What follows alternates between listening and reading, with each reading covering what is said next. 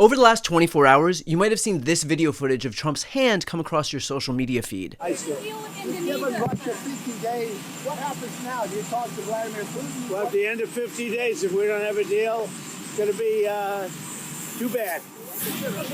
Well, get more aggressive. Yeah, the tariffs are going to go on and other sanctions go on. That video footage has, of course, gone extremely viral online, and so Karoline Leavitt has come out with new information related to that footage. On another note, I know that many in the media have been speculating about bruising on the president's hand and also swelling in the president's legs. So in the effort of transparency, the president wanted me to share a note from his physician with all of you today. In recent weeks, President Trump noted mild swelling in his lower legs. In keeping with routine medical care and out of an abundance of caution, this concern was thoroughly evaluated by the White House medical unit. The president underwent a comprehensive examination, including diagnostic vascular studies.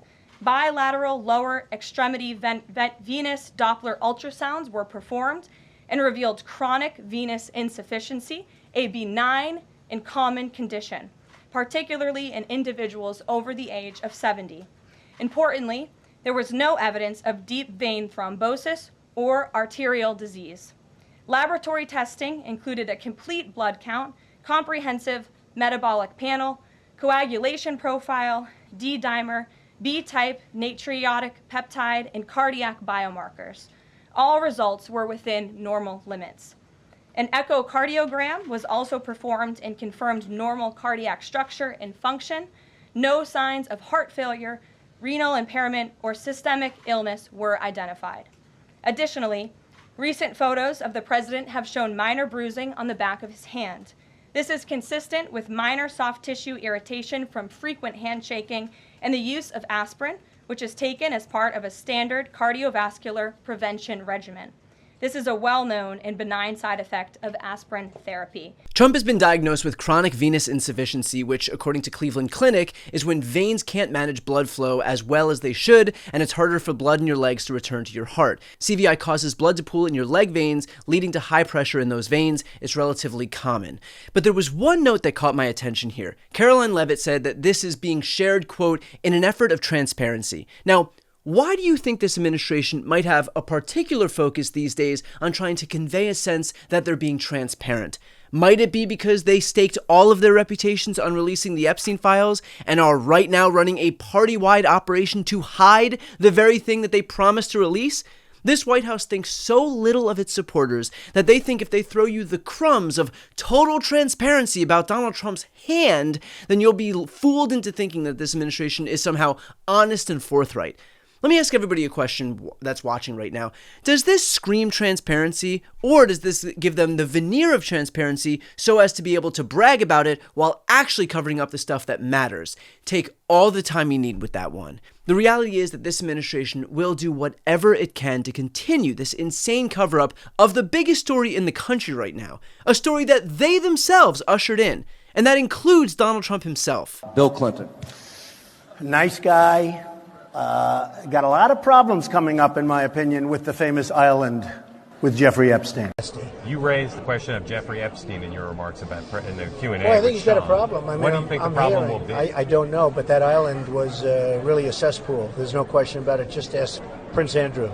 He'll tell you about it. The island was an absolute cesspool. But of course, now it's become clear that this was all just bullshit to appeal to the rubes in his base, feeding them what they wanted to hear, even though he apparently had zero intention of following through.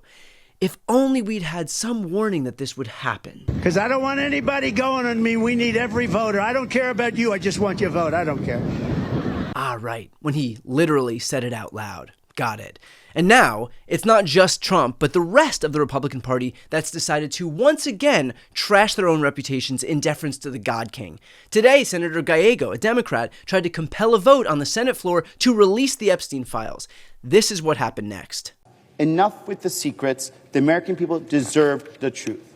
So I'm calling on my fellow senators to join me in demanding the Department of Justice release the Epstein files to restore public trust, affirm institutional accountability, and to prevent the politicization of justice.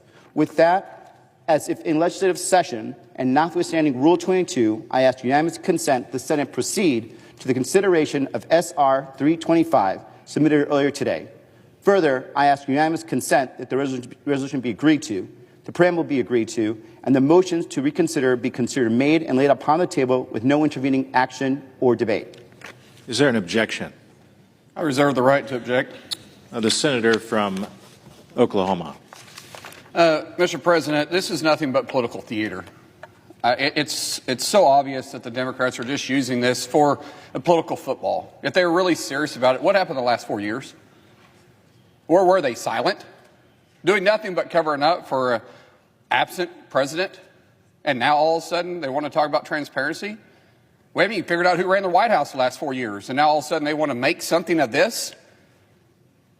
Are you kidding me? If they're serious about it, then why didn't they say something the last 4 years?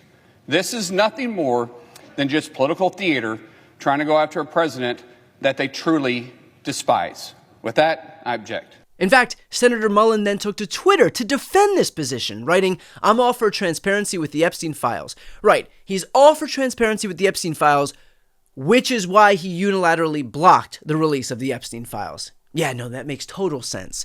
Which raises the obvious question here. Who are they protecting? Look, I would give you my answer, but I actually think Trump's own FBI director said it best. You say that the FBI has Epstein's list. They're sitting on it.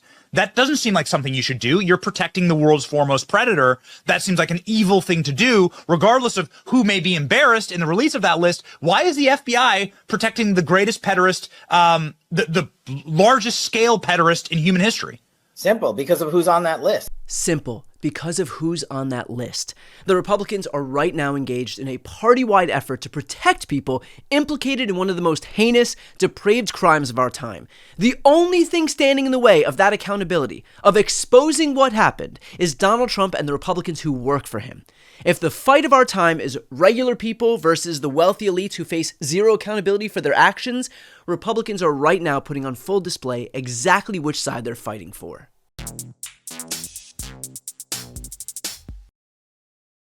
Before you go, if you enjoyed this content and you want to see more and support independent media, please subscribe to this channel. The subscribe button will be right here on the screen. But second, the reality is that we are now in a political environment where this administration can lean on any of the social media platforms to suppress certain voices if they don't like critical coverage.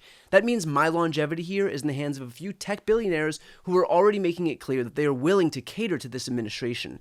To that end, signing up for my newsletter is a way for me to reach you directly if that ever becomes necessary. I'll put the link right here on the screen as well, so please sign up. It's free, but there's also an option to do a paid subscription if you'd like to support me and my team. I really appreciate it. Thanks so much for watching.